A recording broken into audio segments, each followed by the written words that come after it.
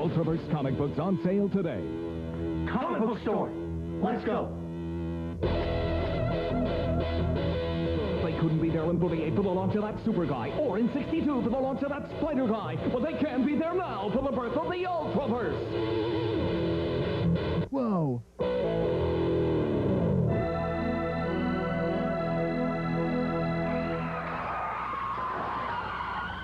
Lines! That way!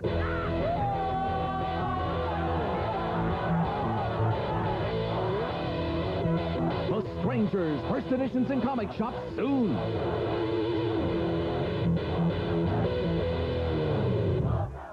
Hey, this is Todd Luck, and I wanted to begin with that Ultraverse commercial because it really captured the feeling that we had back in the 90s and why we wanted all of these new universes that were coming out at the time. And the love of those old universes continues to this day. Right now, the Ultimate Lost Universe project is on Kickstarter to publish the Schism crossover from Defiant Comics. This is a unpublished 160-page epic. They have all the artwork, and they want to work with Jim Shooter and J.J. Jackson and others to get this thing completed and published. The Kickstarter has a couple weeks left as of the recording of this video. And Defiant Comics was one of a legion of new superhero universes we had back in the 90s. So Valiant Comics was an early success. They started out with Gold Key characters and then had a lot of their own creations, and they focused on sophisticated original concepts under Jim Shooter. And then after he left the company, the comics became more like action movies, but they were still fun. Image Comics was the biggest success story of the time. Marvel's hottest artists going out on their own, putting out their own creator-owned works, and they put out a ton of titles. They were known for their art, not so much for their story, but everybody and their mama wanted to imitate how Image did comics, and their decompressed storytelling with the bigger panels is still something that is trending in comics today. There was also Malibu's Ultraverse, which had a lot of titles that were inspired by DC and Marvel characters, but some of the concepts were more original. Their creators were your name talent that weren't already taken up by Valiant and Image. One of the longest running new universes was Milestone, published by DC, which focused on Black and minority characters in rich, complex stories. Comics' Greatest World by Dark Horse Comics was traditional superheroes set in 4 different cities, and X and Ghost were probably their most popular ones. Malibu also had a smaller Protectors universe, which later became known as Genesis, that featured new takes on Golden Age public domain heroes. Triumphant Comics had a science fiction space opera universe, and they were the collector's universe, so they individually numbered each issue in their print runs. Neil Adams Continuity Comics relaunched their superhero titles as a series of crossovers, starting with Deathwatch 2000, followed by Rise of Magic.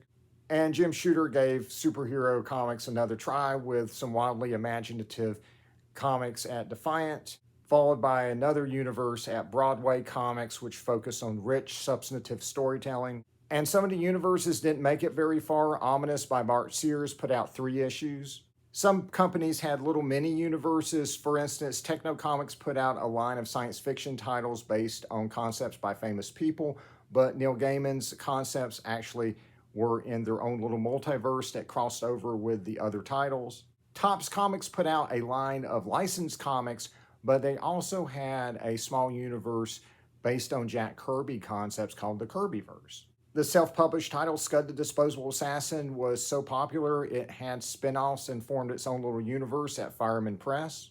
And even Marvel had its own mini-universes. 2099 is probably the most famous, but they also had Clive Barker's Razorline. And by no means is that an exhaustive list, but that should give you an idea of just the sheer amount of stuff that was out there. And some of those comics are available in current printings and on Kindle, and some of them are not. Some of them you'll have to go and get the original back issues for, but they should be relatively affordable, and they should be available from your online sellers or on eBay. From a modern perspective, it's crazy that we had all those universes back then, but it was a completely different comic book industry, completely alien to what it is now. So why don't we look at the reasons that gave us those superhero universes? First off, distribution. Traditionally, comics had been distributed through newsstands. In my area, that was a spinner rack with limited space, and if the comics didn't sell, then you sent them back.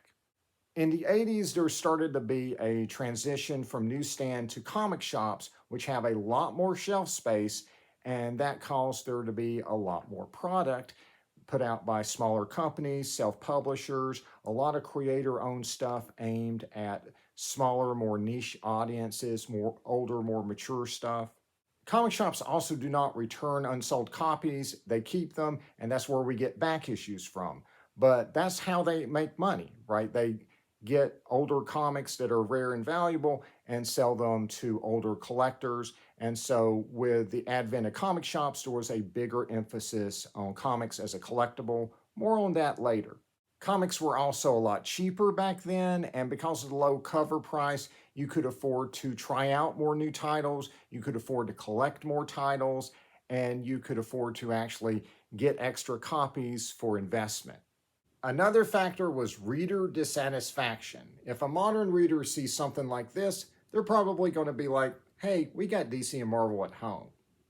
But back then, we really took those old characters for granted. I mean, yeah, there were still some characters that were still pretty hot, like X-Men and Batman and Spider-Man.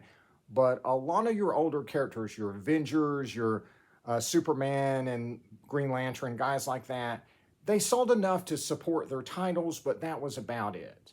A lot of people just felt like those characters and those titles were just getting old and dated, and I think that was interpreted by a lot of companies as us wanting something new. And there were some earlier attempts to give us something new. Neil Adams' Continuity Comics put out a line of superhero comics starting in the 80s. Marvel put out the new universe, and DC rebooted Archie superheroes to create Impact Comics. But unfortunately, all of these were too early to cash in on the new universe craze of the 90s. And one thing that brought in a lot of new readers was media coverage. Now, nowadays, of course, we have tons of media coverage of comics, but we have geek culture now. That wasn't the case back in the 90s. Manga was just starting out in America, and comic books were this small, niche little thing. They were looked down upon. They were not an acceptable art form.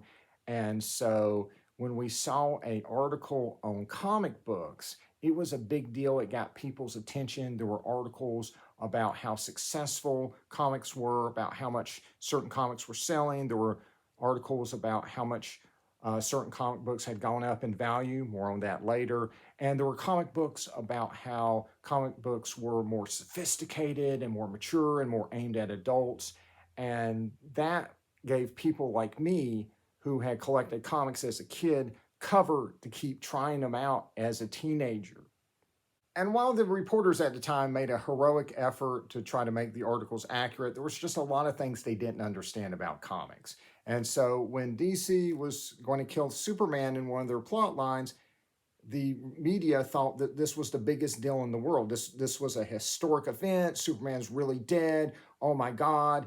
And this thing sold millions of copies. What they didn't realize was this was a very common plot line, and they'd actually done a story where Superman died and had a funeral and came back just a few years earlier. Same thing happened when they paralyzed Batman and had someone else take up the mantle.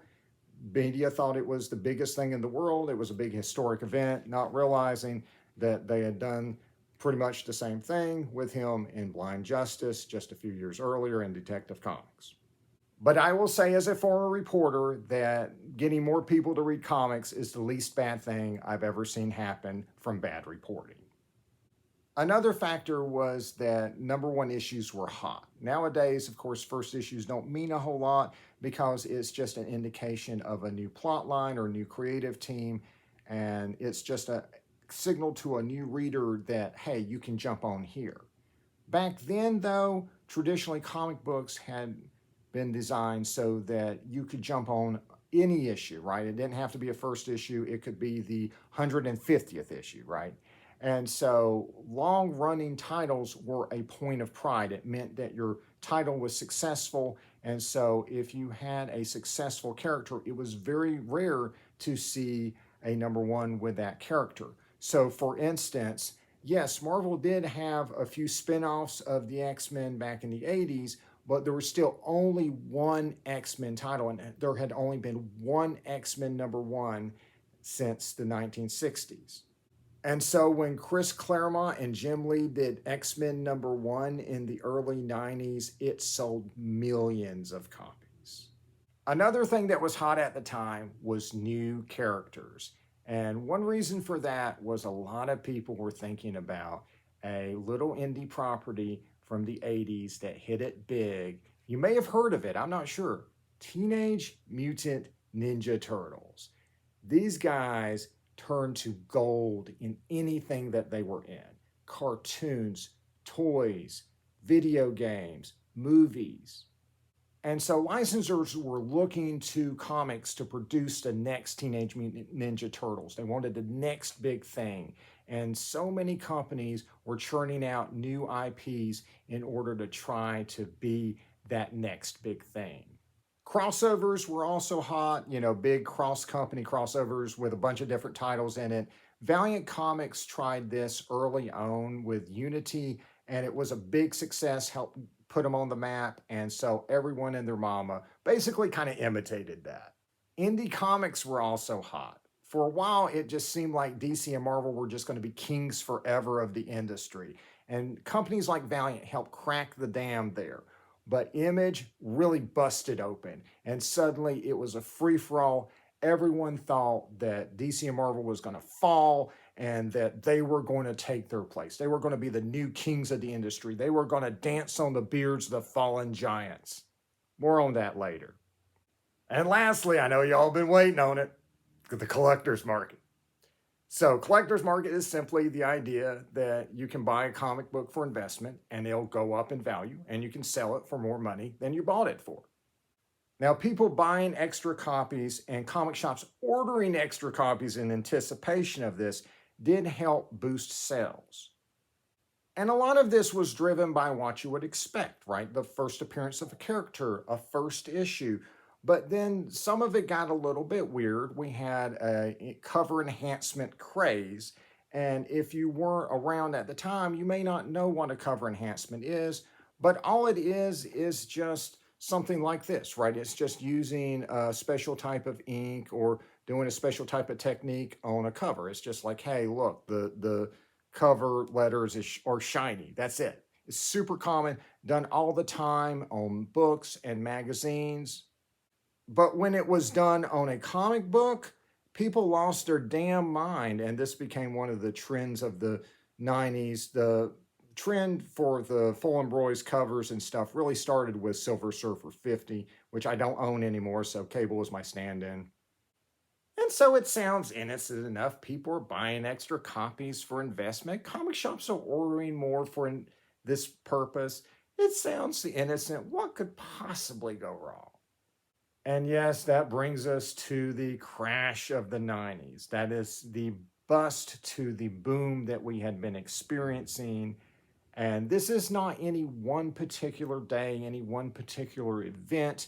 This is a series of events. We saw declining sales over a period of time that accumulated in the bankruptcy of Marvel Comics. That's when we knew things weren't going to be turning around and that we were in for a very difficult time. It turned out we didn't need to be dancing on the beards of the giants. Those giants, DC and Marvel, we actually kind of needed them at the time for the American comic industry to survive. And so, of course, one of the factors was that comic books didn't become valuable, right? And this should have been particularly obvious, right? In my area, when comics didn't sell, they put them in dollar bins, right? That's what happened to leftover stock of new comics, because as one comic shop owner told me, you can't eat your back stock. So it should have been really obvious that most comic books were not going to shoot up in value when you bought them. And even now, most comics that were published in the last 35 years haven't really increased in value. It's basic supply and demand. You typically have to have more demand than you have supply for prices to go up. And the reason why a lot of older comics that had higher print runs than what we have now are valuable, like out of the golden age, was that they were disposable commodities, right? We threw comic books away. Your mama would throw them out. There were a lot that were recycled in the war effort. There were unsold copies from the newsstands that were destroyed. But starting in the 90s, there was a big shift to them coming to comic shops and collectors like me who will keep them around, and thus the stock of these things never go down, and thus they stay at cover price or less. Other factors included too many titles because there was just too much stuff to get it all, and you were having to pick and choose between which lines of comics you wanted to get, which titles you wanted to get. There was just too many comics being produced. There was also the comics themselves. There was just so many being put out that, not all of them could be good, and a lot of them were just very unsatisfying. And even if you liked something, most likely it was going to get rebooted or it was going to get canceled. And no one found the next big thing. Now, there was some licensing, right? Wildcats had a cartoon, Savage Dragon had a cartoon, Ultraverse had a cartoon. There was an animated series of Spawn on HBO. Max had an MTV cartoon. And then there were a live-action TV series of Nightman. There was a movie of Barbed Wire and Spawn. And there was video games of Spawn and Wildcats. And there were toys of just about everybody. But none of it was enough to change anyone's fortunes, with the exception of McFarlane Toys, which became a huge thing for Todd McFarlane. However, I would say that was based more on the way he revolutionized the way toys were made as opposed to the characters that he was putting out.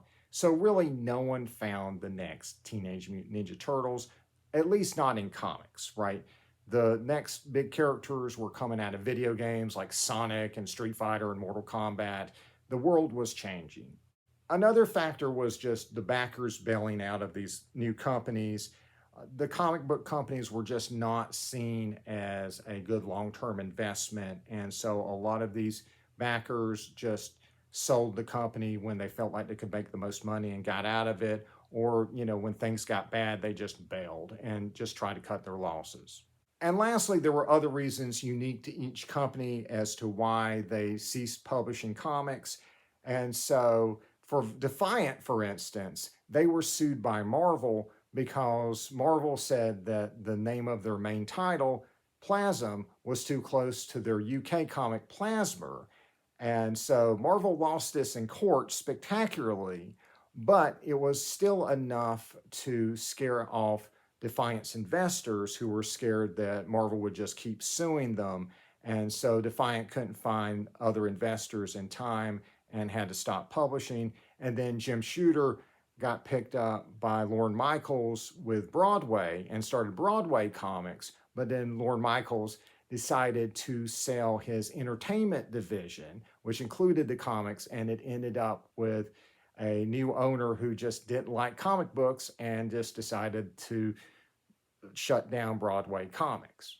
And then Ultraverse got bought by Marvel, who at some point, for reasons that I don't think have ever been said publicly, simply decided that they were not going to use those characters anymore and would never publish them again. And so yes, the 90s became an absolute bloodbath for these indie superhero universes. However, some of them survived, right? So your Image comics were the most popular, and so most of them are around in some form. At least your main titles, like for instance Spawn and Savage Dragon, are still published today. The Wildstorm stuff is over at DC because Jim Lee works for them now. Valiant and Milestone went away, but they have come back in recent years, and the current reboot for both of those lines is still going on. And we definitely see less attempts at creating new superhero universes nowadays, but they still do happen, but typically they're going to happen in a single series. Like Rising Stars did this very successfully, and I think kind of began that trend. And so we see books like The Boys or Invincible kind of doing that. Basically, an entire universe mainly contained in a single title. But occasionally there are some small multi-title universes like J. Michael Straczynski's The Resistance.